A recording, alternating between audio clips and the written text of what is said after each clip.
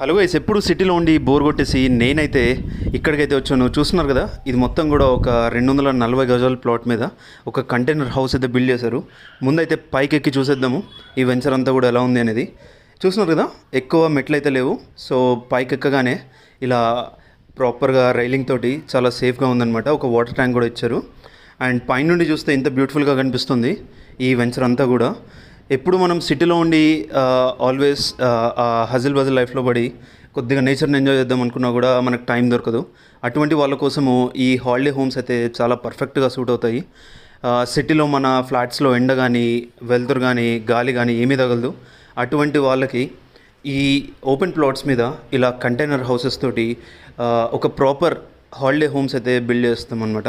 చూస్తున్నారు కదా, ఇలా ఇది మొత్తం కూడా హాల్ అండ్ ఒక ప్యాంట్రీ యూనిట్, ఇక్కడ ఏదైనా వంట చేసుకోవాలనుకునే వాళ్ళకి. అండ్ ఇది వచ్చేసి ఒక చిన్న బెడ్రూమ్ అయితే ప్రొవైడ్ చేసాము విత్ అటాచ్ వాష్రూమ్ వస్తుంది. సో ఒక Friday night or else like వీకెండ్కి పర్ఫెక్ట్ డెస్టినేషన్ అని చెప్పొచ్చు.